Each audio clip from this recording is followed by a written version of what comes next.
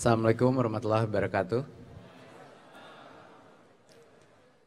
Selamat pagi bapak-bapak, ibu-ibu. Apa kabar? Kurang keras nih kayak. Apa kabar? Terima kasih sudah mengundang saya hari ini. Ini merupakan suatu kehormatan bisa berdiri di depan berbagai macam kepala sekolah penggerak dan juga pengawas-pengawas penggerak dan juga asosiasi-asosiasi dari pengawas dan kepala sekolah. Saya ingin berbicara singkat saja dan setelah itu ingin masuk kepada sesi yang lebih seru yaitu tanya jawab. Gimana, setuju?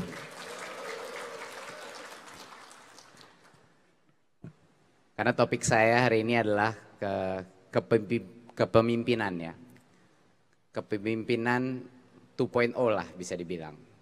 Bagaimana kita bisa merubah pemikiran kita sebagai pemimpin di masa yang baru ini. Karena itu pemimpin harus berani ditanya.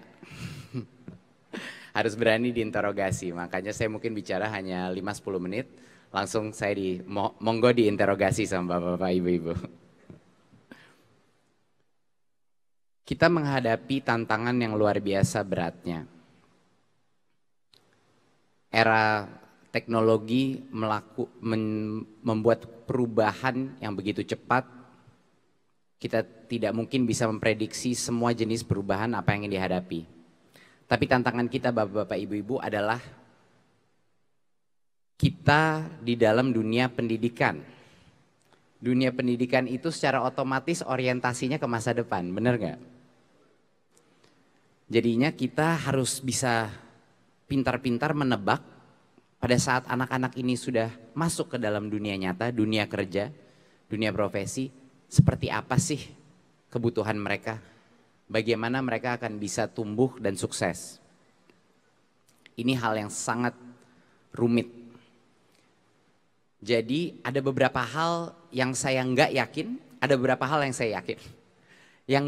Yang saya nggak yakin itu adalah seperti apa industri akan menjadi seperti apa. Saya nggak yakin seperti apa ekonomi kita. Itu bisa bermacam-macam permutasinya. Tapi yang saya yakin adalah apa kompetensi-kompetensi yang akan paling berguna untuk perubahan apapun. Kayaknya bapak-bapak, ibu-ibu di sini juga udah tahu itu kompetensi itu apa. Kita dalam hati kita masing-masing itu udah tahu. Dalam pergerakan kita setiap hari kita tahu inilah yang kita cari dalam tim kita. Inilah yang kita cari dalam bawahan kita, peer kita, dan atasan kita. Apa sih kompetensi-kompetensi itu? Biasanya depannya ada C-nya kalau bahasa Inggrisnya. Ya. Creativity, kolaborasi, kalau bahasa Indonesia pakai K. Communication, critical thinking, computation logic, cara berpikir secara matematis, secara saintifik. Dan juga jangan lupa compassion, kebatinan, compassion kepada sesama. Ini mungkin kompetensi-kompetensi yang akan terpenting yang harus kita bentuk bukan hanya kepada murid-murid kita, tapi kepada guru-guru kita dan juga pemimpin-pemimpin sistem pendidikan kita. Ada beberapa hal mengenai kepemimpinan yang saya ingin bicarakan. Dan ini dari pengalaman saya sendiri memimpin organisasi sebelumnya dengan lebih dari 2 juta member di seluruh Indonesia. Jadi ada beberapa hal yang saya pelajari dan ingin saya terapkan juga di dalam teori kepemimpinan di sistem pendidikan. Yang pertama adalah perubahan paradigma. Dari kementerian sampai ke dinas, pengawas sampai kepala sekolah. Saya ingin mengajak bapak-bapak, ibu-ibu merubah paradigma kepemimpinan dari tadinya itu penguasa atau pengendali atau regulator. Kita berubah menjadi paradigma kepemimpinan yang melayani. Kita semua jadi pelayan, pembantu daripada bawahan kita. Ini mungkin perubahan dasar yang terpenting sekarang. Jadi setiap kali kita melakukan meeting, setiap kali kita bertemu dengan bawahan kita, setiap kali kita berinteraksi, pertanyaan pertama adalah, apakah saya telah membantu bawahan saya mengerjakan tugasnya? Itu pertama. Yang kedua adalah untuk memfilter semua aktivitas kita, semua ucapan kita, semua keputusan kita kepada end user. End user kita siapa, Bapak-bapak, Ibu-ibu? Siswa. Jadi sebelum kita melakukan keputusan, sebelum kita mengerahkan anggaran, sebelum kita bikin acara, sebelum kita bikin pidato, pertama tanya dulu, apa dampak positifnya kepada para siswa? Kalau jawabannya tidak ada, ya jangan dikerjakan. Kalau jawabannya, wah ini baik, dampaknya adalah X, berarti dikerjakan dan dikerjakan dengan malah dikembangkan. Jadi pertanyaan itu harus ditanyakan dalam setiap, itu luar biasa, sangat membantu, sangat berguna bagi kita untuk menanyakan. Di dalam semua meeting sekarang di Kemdikbud, kita selalu menanyakan itu di awal meeting. Oke, ada ide, gagasan, apa gunanya ini untuk, apa dampak positifnya kepada siswa? Nah baru kalau bingung jawabannya artinya ada masalah. Kalau cepat jawabannya, oh jelas ini dampak positifnya, berarti kita lanjutkan diskusi. Ya, itu yang kedua. Ketiga adalah kepemimpinan 2.0 ini adalah bagaimana pemimpin itu bisa menjadi lebih baik tanpa menciptakan suatu lingkungan yang aman. Aman untuk apa? Aman untuk bawahannya mencetuskan gagasan. Aman untuk bawahannya mengkritik atasannya. Aman untuk mencoba suatu hal yang baru dengan kemungkinan gagal. Saya ulang ya. Aman untuk melakukan sesuatu yang baru walaupun ada resiko gagal. Bagaimana kita sebagai pemimpin melihat suatu kegagalan atau suatu hal yang tidak berhasil, itu luar biasa pentingnya untuk menciptakan budaya inovatif di dalam organisasi kita. Kalau ada guru atau kepala sekolah yang ingin mencoba sesuatu yang baru, tapi ternyata tidak sukses atau ternyata dampaknya bukan yang diinginkan, itu jangan dimarahin. Itu malah dikasih jempol, oh baik kamu berani mencoba sesuatu, nggak apa-apa kita coba yang lain. Itu yang sangat penting. Bagaimana kita, karena bapak-bapak ibu-ibu, saya janji bahwa kegagalan bagi saya sendiri adalah satu-satunya guru yang selalu konsisten mengajar saya kegagalan. Sukses itu jarang bisa belajar dari sukses. Malah dari kegagalan lah saya mendapat pelajaran yang terpenting untuk diri saya. Dan semoga ini bisa diinternalisasi. Yang keempat adalah, ada beberapa hal untuk menjadi pemimpin yang lebih baik. Kita harus menanyakan bawahan kita, peer kita, dan end user kita satu pertanyaan yang sangat penting. Gimana saya bisa menjadi pemimpin yang lebih baik? Itu pertanyaan itu. Gimana saya bisa jadi pemimpin yang lebih baik untuk Anda? Saya ingin tanyakan, seberapa sering misalnya pengawas datang kepada sekolah dan menanyakan kepala sekolah dan guru, gimana sih biar saya bisa lebih baik melayani Anda? Ajarin saya. Perbincangan itu luar biasa pentingnya dampaknya. Karena itu memberikan suatu sinyal kepada seluruh instansi sistem pendidikan bahwa tugas saya melayani dan saya ingin lebih baik untuk Anda, bukan hanya mengawasi saja. Makanya terus terang Bapak Ibu mohon maaf, saya nggak terlalu ngefans sama kata itu pengawas.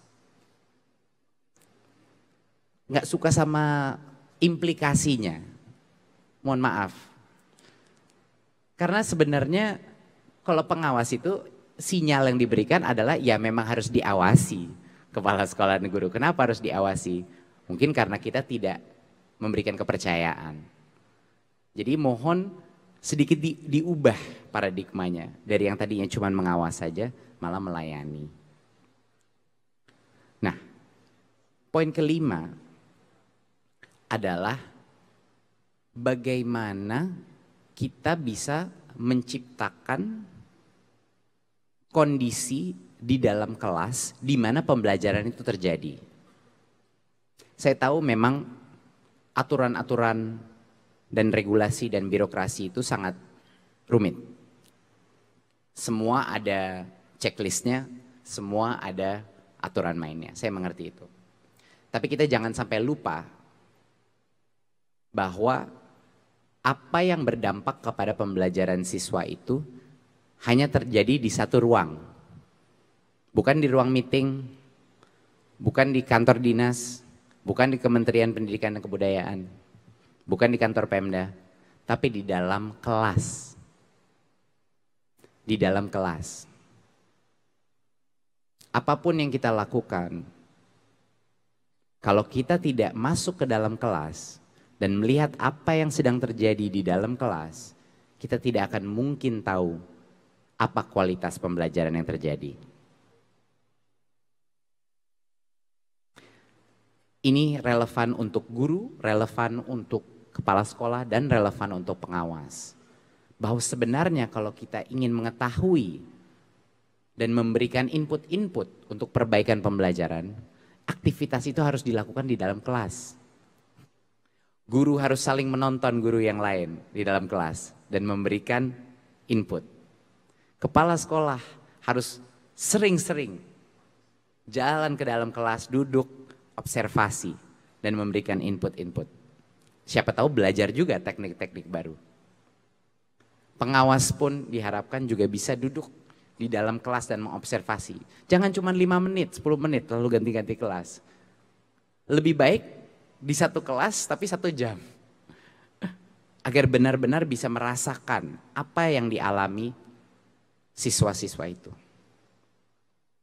Ya. Poin terakhir saya adalah dari konsep peningkatan kapasitas. Bukan hanya di Kementerian Pendidikan dan Kebudayaan, tapi di berbagai macam kementerian dan instansi pemerintahan, pelatihan yang sekarang dilakukan itu kebanyakan kumpul-kumpul di dalam satu ruangan, lalu ada paparan, mungkin ada sesi tanya jawab sebentar, setelah itu pulang balik ke hotel. Tapi bagi sistem pendidikan kita, bagi guru, bagi kepala sekolah dan pengawas, yang saya dengar dari teman-teman dari semua daerah, hal yang terpenting adalah antara guru, antara kepala sekolah, antara pengawas untuk berkumpul-kumpul dan bercerita mengenai pengalamannya, bertukar pikiran, berdebat, dan menggali informasi dari sesama pelaku pendidik. Inilah yang terpenting, kolaborasi. Bagaimana caranya guru menjadi lebih baik? Saya yakin 100% kalau di dalam suatu sekolah, semua guru itu saling duduk di kelasnya masing-masing. Jadi ada guru yang selalu mendatangi, mengobservasi, lalu gantian, giliran. Lalu mereka berbicara. Ini akan terjadi perubahan yang masif. Karena pembelajaran dengan cara feedback, pembelajaran dengan cara observasi adalah cara tercepat untuk meningkatkan kompetensi pedagogi daripada guru dan kompetensi kepemimpinan para kepala sekolah. Poin terakhir saya adalah untuk menekankan bahwa organisasi yang namanya sekolah itu tidak ada bedanya sama organisasi-organisasi lain. Untuk mencetak generasi berikut kita yang inovatif, kreatif, dan penuh dengan values atau moralitas, karakter.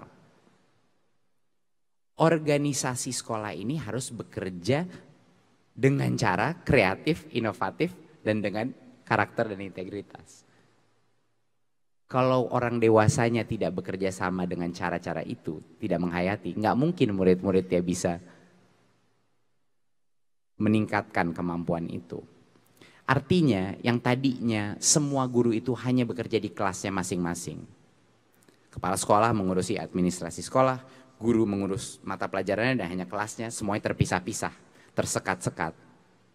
Harus ada perubahan paradigma gimana caranya berkolaborasi di dalam suatu sekolah. Bahwa itu semua murid-muridnya dalam suatu sekolah itu bisa dibantu oleh semua guru. Guru itu harus berkolaborasi sebagai satu tim. Dan kepala sekolahnya menjadi koordinator tim tersebut. Kalau itu sekolah bekerja sebagai satu tim, berarti nggak ada yang namanya oh ini kelas saya, oh ini kelas saya, oh ini mata pelajaran saya, bukan. Para guru itu akan berkumpul mengeroyok masalah-masalah yang dihadapi berbagai macam anak di dalam sekolahnya. Dan juga keputusan-keputusan yang diambil sekolah itu bisa dilakukan dengan cara musyawarah. Jangan hanya keputusan satu orang, ditanya guru-guru apa yang terbaik, bagaimana kita harusnya melakukan budgeting ini, bagaimana kita harus menghandle anak yang butuh perhatian yang lebih tinggi dan lain-lain. Bekerja sebagai tim, dan gak mungkin bisa bekerja sebagai tim kalau guru-guru tidak ngumpul dan menyisihkan waktu untuk memikirkan secara strategis gimana ya kita jadi unit, jadi tim yang lebih baik. Kayak tim sepak bola lah Pak. Kalau tim sepak bola nggak ngumpul dengan coachnya, nggak diberikan feedback, nggak ada usulan-usulan gimana strateginya, ya nggak bakal menang Piala Dunia. Perbincangan itu jangan diremehkan. Perkumpulan antara guru di dalam sekolah itu jangan diremehkan. Itu kuncinya keberhasilan suatu tim. Saya mengajak berbagai macam ini dengan keyakinan bahwa reformasi pendidikan ini harus menjadi suatu pergerakan. Pergerakan dari atas dan pergerakan dari bawah. Baru dah di tengah kita akan bertemu untuk melakukan perubahan yang benar-benar permanen. Jangan cuma untuk beberapa tahun ke depan aja. PR saya banyak sekali. PR di Kemendikbud banyak sekali. Kitalah yang akan secara terstruktur memberikan berbagai macam kebebasan dan pelayanan yang lebih baik kepada bapak-bapak, ibu-ibu. Tapi kalau nunggu kita aja, nggak bakal nyampe dalam 5 tahun ini. Harus mulai bergerak dari bawah, harus mulai maju untuk memerdekakan sistem pelajaran kita dan memerdekakan siswa-siswi kita se-Indonesia. Terima kasih. Assalamualaikum warahmatullahi wabarakatuh.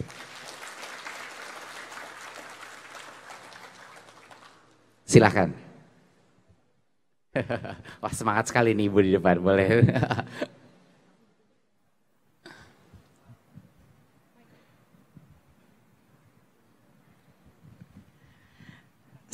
Assalamualaikum warahmatullahi wabarakatuh. Saya Bu Efriza Pak, Kepala SMK Negeri 1 Kota Bengkulu. Subhanallah, Bapak adalah pemimpin yang membumi. Kami tahu Pak, seorang kepala sekolah sekarang adalah seorang leader, manajer. Nah sekarang sebagai leader manajer, kalau kepala sekolah hanya merek Pak. Tolong Bapak kasih kami satu kalimat saja, sehingga kepala sekolah yang pulang nanti menjadi kepala sekolah yang tak tergantikan. Terima kasih. Assalamualaikum warahmatullahi wabarakatuh. Assalamualaikum Pak. Assalamualaikum warahmatullahi wabarakatuh. Pak Menteri, saya Ahmad Sudir dari Gorontalo, Ketua FKKS. Saya singkat saja Pak Menteri, bagaimana pandangan Bapak tentang administrasi pembelajaran yang begitu banyak sekarang dan wacana ujian nasional? Terima kasih. Assalamualaikum. Mungkin 3 dulu ya, saya jawab, lalu 3 berikutnya, lalu sudah ya. Baik, Assalamualaikum warahmatullahi wabarakatuh. Saya Armilin, pengawas dari SMB Kota Bekasi. Selamat pagi Pak Menteri, alhamdulillah bisa berkenalan dengan Pak Menteri langsung. Kami dari pengawas Kota Bekasi tentunya ingin menanyakan. Pertama, keadaan guru di Kota Bekasi, ada satu sekolah 3 tahun lagi hampir tutup, artinya habis itu. guru-gurunya pada pensiun. Mungkin ada program yang harus ada percepatan, itu yang pertama. Yang kedua, kira-kira apa program buat pengawas?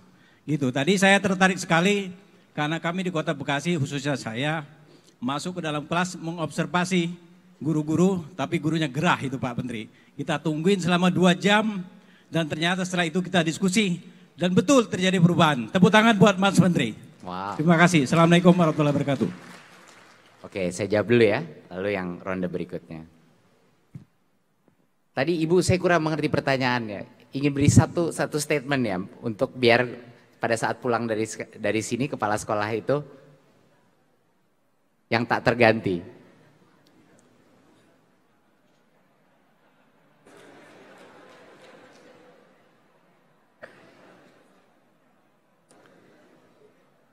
Maksudnya ini statement inspiratif.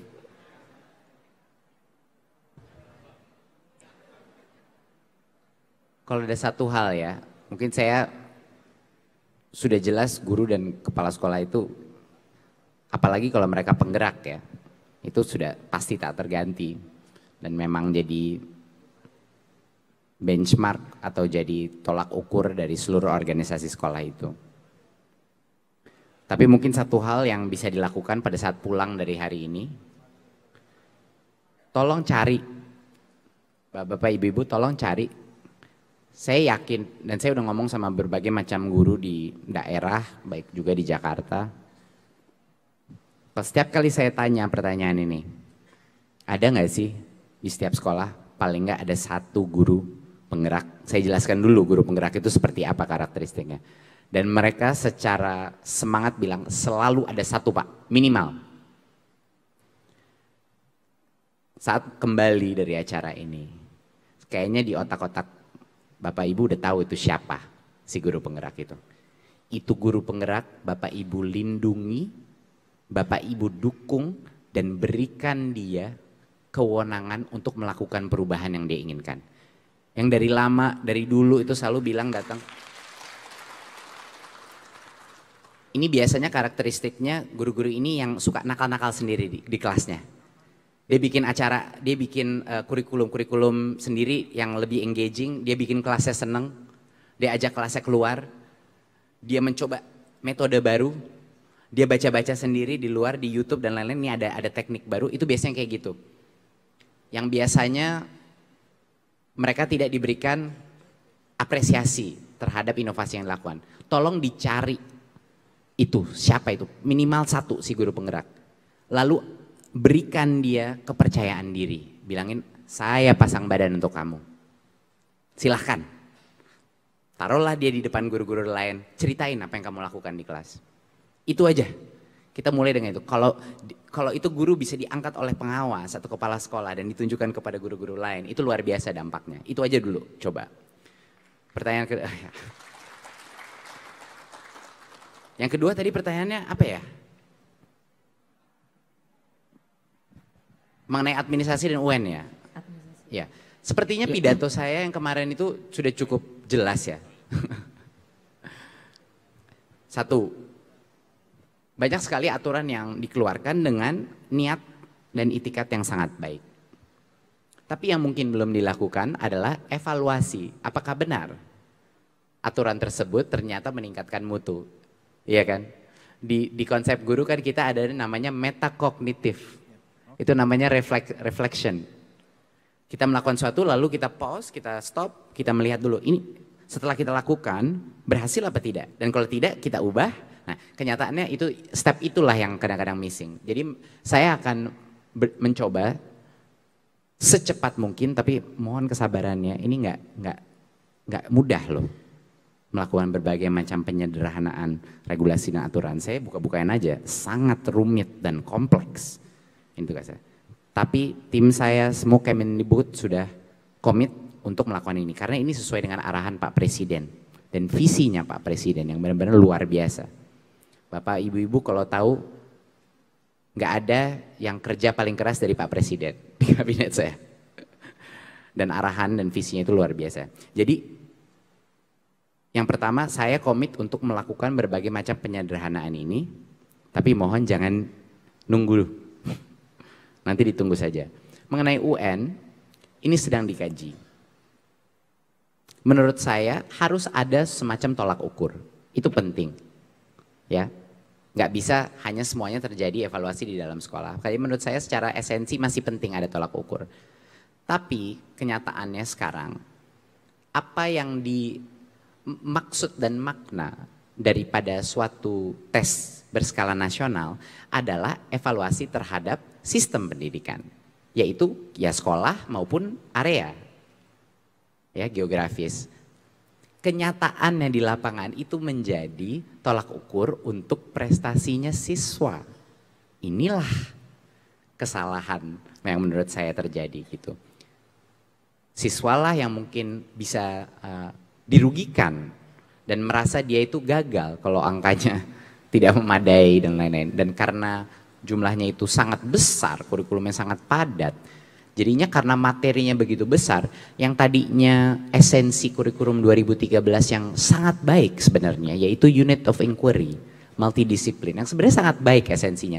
Karena banyaknya dan harus semuanya kerja tayang, jadinya itu menjadi secara otomatis proses penghafalan. Mau gimana lagi? Iya kan? Kasihan murid kita. Jadi itu yang akan kita kaji lagi. Tapi menurut saya secara personal harus ada tolak ukur dalam skala nasional. Tapi formatnya jangan membebankan siswa, siswi dan jangan membebankan guru. Ya, harus yang berdasarkan apa yang kita cari, yaitu sebenarnya kompetensi. Kita mencari kompetensi dasar, itu kuncinya. Bukannya berapa jumlah informasi yang sudah terserap gitu, ya. Kira-kira sampai situ. Jadi mohon sabar, itu akan ditunggu kabarnya. Kami akan segera merumuskan rencana ke depan. Dan yang terakhir itu adalah apa tadi yang ketiga?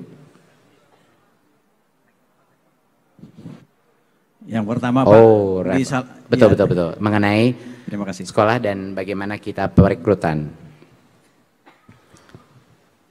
Ada berbagai, ini isunya luar biasa kompleksnya Pak. Semuanya berkaitan. Jadi nggak bisa dipecahkan satu persatu. Harus ada strategi one. Penilaian kinerja guru nyambung sama sistem guru yang boleh ngajar mata pelajaran apa. Nyambung kepada formasi yang disatakan dari daerah kepada pusat. Nyambung kepada perekrutan guru baik dari LPTK maupun PPG. Nyambung juga dengan bagaimana struktur pengajaran mata pelajaran di dalam sekolah. Semua ini nyambung. Nggak bisa diputuskan hanya satu ini.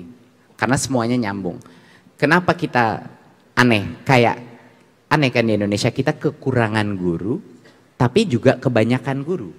Bener nggak? Ini suatu hal yang aneh sekali. Kita kekurangan guru, tapi juga kebanyakan guru.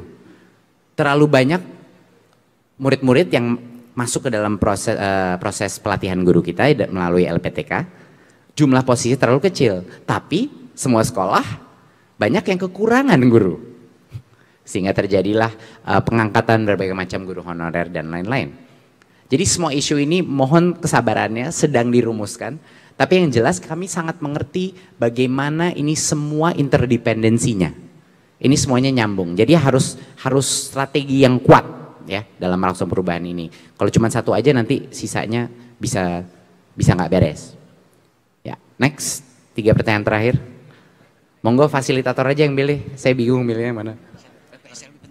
Moderator aja. Terima kasih. Ya. Ya, assalamualaikum warahmatullahi wabarakatuh. Salam. Saya mohon maaf, saya Kepala SLB Negeri Kabupaten Subang. Ini mungkin SLB sekarang baru muncul. Dari kemarin saya dengar nggak ada mengatakan SLB. Pendidikan luar biasa, pendidikan yang sangat penting karena anak-anak kita, jutaan anak kita masih belum terlayani sepenuhnya. Ya. Saya berharap kepada Pak Menteri, pertama dengan adanya Undang-Undang Nomor 8 2016, kami itu belum terrealisasi. Jelas, Nomor 4 1997 mati suri. Sekarang ada Nomor 8 2016, pemerintah 2%, swasta 1%. Itu Undang-Undang 8 mencakup semua kementerian. Jadi saya berharap, dan saya kewalahan di Subang, Jawa Barat, sekarang udah mencakup nasional Pak, mengangkat anak-anak disabilitas di Kabupaten Subang. Dunia industri hampir 250 anak disabilitas sudah bekerja. Ya, ini hasil karya-karya teman-teman di Kabupaten Subang. Oleh karena itu, nanti dalam perubahan kurikulum SLB di tingkat nasional untuk kementerian, tolong diperhatikan. Karena kami jangan sampai dinas pendidikan atau kementerian kita terpinggirkan. Saya berharap kepada Bapak, harapan besar kami, saya warga SLB kepada Bapak, bagaimana disabilitas di Jawa Barat atau di Indonesia ini lebih maju. Sekarang masih terpinggirkan. Mohon maaf Pak, terima kasih. Assalamualaikum warahmatullahi wabarakatuh. Bismillah. Bismillahirrahmanirrahim. Assalamualaikum warahmatullahi wabarakatuh. Ya, alhamdulillah, subhanallah, Allahu Akbar. Yang saya hormati Pak Menteri, Pak Nadiem, izinkan dan perkenalkan saya Diding Wahyudin, juara guru prestasi, juara 1 kepala sekolah prestasi, meraih international the best principal, meraih international the best leader, meraih international the best school, meraih penghargaan lencana dari Pak Presiden, meraih beberapa kesempatan untuk belajar ke luar negeri. Saya utusan dari DKI, lanjut Pak. Saya sangat antusias dan menyambut baik apa yang Bapak sampaikan. Salah satunya adalah masalah yang berhubungan dengan 4.0. Saya di dunia pendidikan khususnya di DKI Pak, ingin membuat dan menyusun kurikulum yang praktis Pak. Yang Indonesia ini bisa siap bekerja dan bersanding dengan negara-negara lain. Apa yang Bapak sampaikan dari awal, diangkat jadi menteri sampai sekarang saya ikuti terus Pak. Sehingga kemarin 2 hari yang lalu saya ketemu beberapa CEO di Jakarta Pak. Salah satunya adalah CEO dari Infinitive. Membutuhkan seperti apa? Bahkan saya tanya Pak, CEO tersebut sudah melahirkan 1 siswa yang menghasilkan per hari itu 6 juta.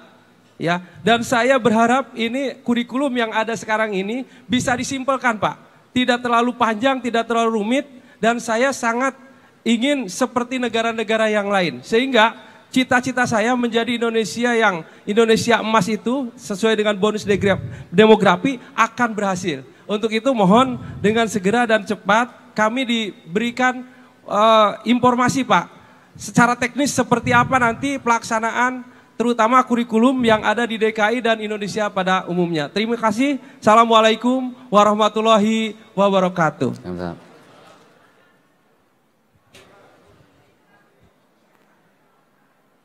Baik, Ibu, terima kasih. di tengah. Oh, sudah terambil. Ya, Assalamualaikum warahmatullahi wabarakatuh. Tadi kan udah 2 ibu dong. Tadi kan ada 2 yang cowok, jadinya 1. Harus imbang. Silakan Bu. Baik. Assalamualaikum warahmatullahi wabarakatuh. Salam. Saya Sri Hartati, pengawas dari Lampung. Alhamdulillah hari ini bisa ketemu dengan Pak Nadiem. Pertanyaan Bapak, terkait dengan isu pengawas akan dihapus. Ini sempat membuat para pengawas di daerah galau. Mohon masukan apakah yang akan dihapus itu istilah pengawasnya. Yang kedua Bapak Ibu, di dalam pidato Bapak bahwa guru ditugasi membentuk masa depan bangsa. Tetapi lebih sering diberi aturan dibanding pertolongan. Mohon ini langkah ke depan Bapak seperti apa? Terima kasih. Assalamualaikum warahmatullahi wabarakatuh. Iya oke Bu, terakhir ya. Oke. Ya, makasih. Makasih Pak. Saya Ita Saripati dari SMP Nasional KPS Balikpapan, Kalimantan Timur, sekolah swasta Pak. Kami kepala-kepala sekolah swasta di Balikpapan khususnya ini resah. Karena nanti akan ada pemberlakuan NUKS yang kalau kepala sekolah itu tidak punya nomor unik kepala sekolah, tidak bisa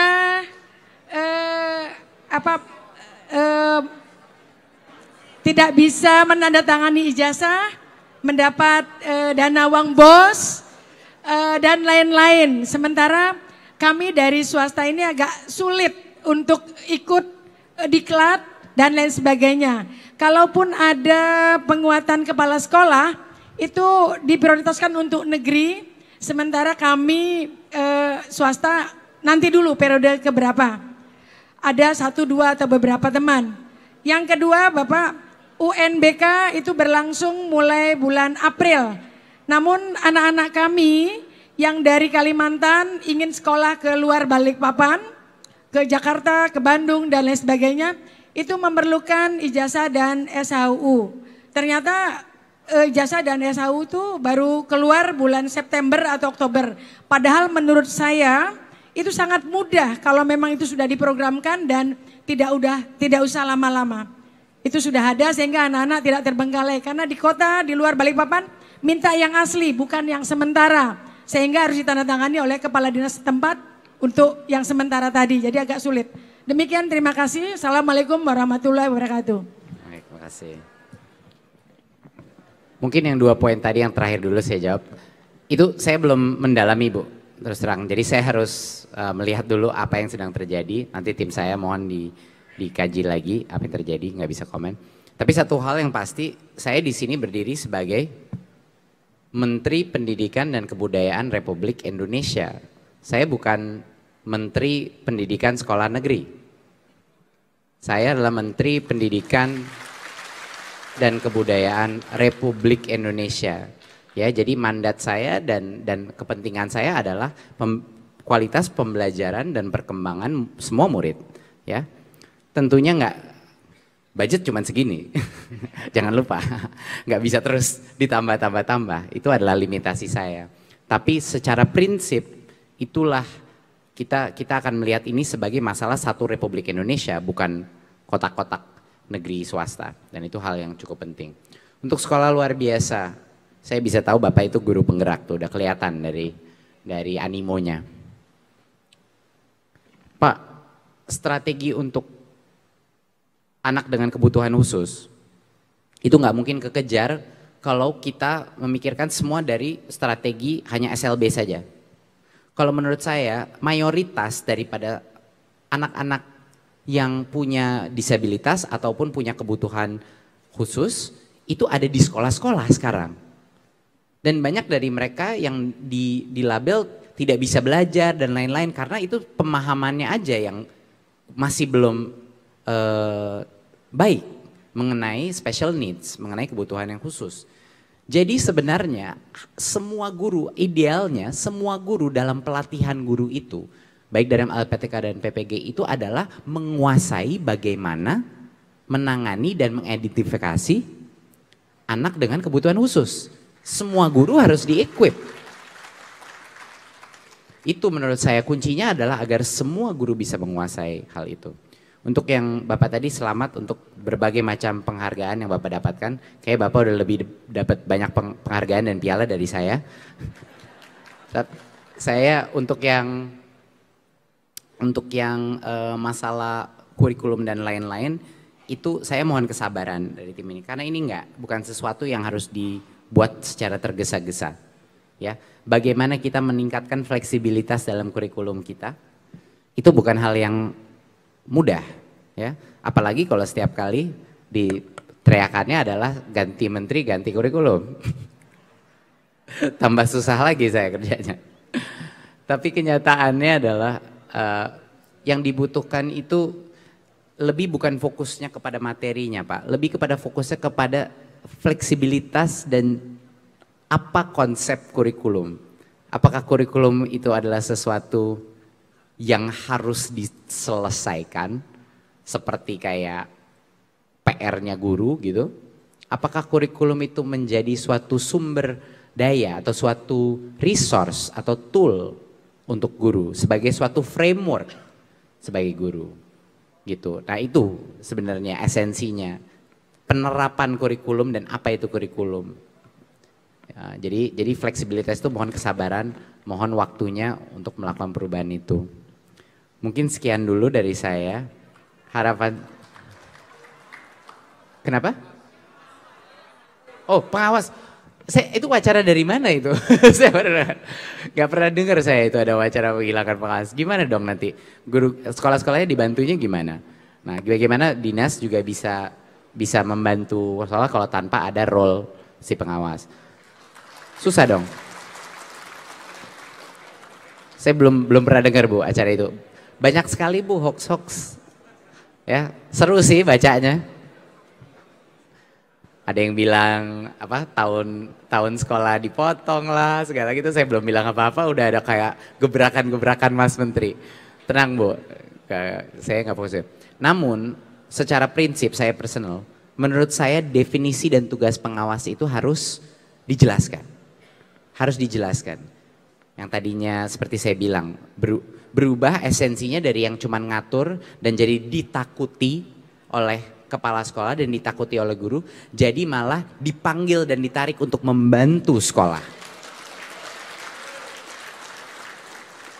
Itu mungkin esensinya Bu. Caranya belum ada secara spesifiknya, tapi sedang dirumuskan berbagai macam cara. Tapi satu persatu ya Bu, banyak banget ini isunya numpuk di saya. Jadi kita harus step by step. Bapak-bapak, ibu-ibu, apapun yang kita lakukan di Kemendikbud tidak akan mungkin bisa berhasil tanpa gerakan bapak-bapak dan ibu-ibu di ruangan ini dan seluruh pengawas dan kepala sekolah Nusantara. Kita memasuki era baru di mana nggak semua hal harus menunggu perintah dan aba-aba atau aturan atau kebijakan. Ini era baru di mana kita bisa mengambil langkah baru dan saya di sini yang pasang badan untuk bapak-bapak, ibu-ibu. Di dalam hati bapak-bapak, ibu-ibu sudah kira-kira jelas, saya tahu nggak usah disuruh. Bapak ibu udah tahu kok apa yang sebenarnya benar-benar bisa menginspirasi anak, bisa memicu passion anak, bisa membuat dia cinta belajar, bukan hanya harus belajar. Itu tuh sebenarnya udah jelas, semua guru tuh udah tahu. Saya nggak harus ngasih, guru tuh lebih tahu dari saya. Mohon berikan mereka kebebasan dan kepercayaan bapak-bapak, ibu-ibu untuk melaksanakan tugasnya. Terima kasih. Wassalamualaikum warahmatullahi wabarakatuh. Kita beri apresiasi yang meriah sekali lagi atas inspirasi yang luar biasa yang telah diberikan oleh Menteri Pendidikan dan Kebudayaan Republik Indonesia, Bapak Nadiem Anwar Makarim. Semoga inspirasinya juga bisa tertular tidak hanya kepada kepala sekolah dan pengawas sekolah yang ada di ruangan ini, tetapi juga kepala sekolah dan pengawas sekolah di seluruh Indonesia. Selanjutnya Menteri Pendidikan dan Kebudayaan berkenan meninggalkan tempat acara.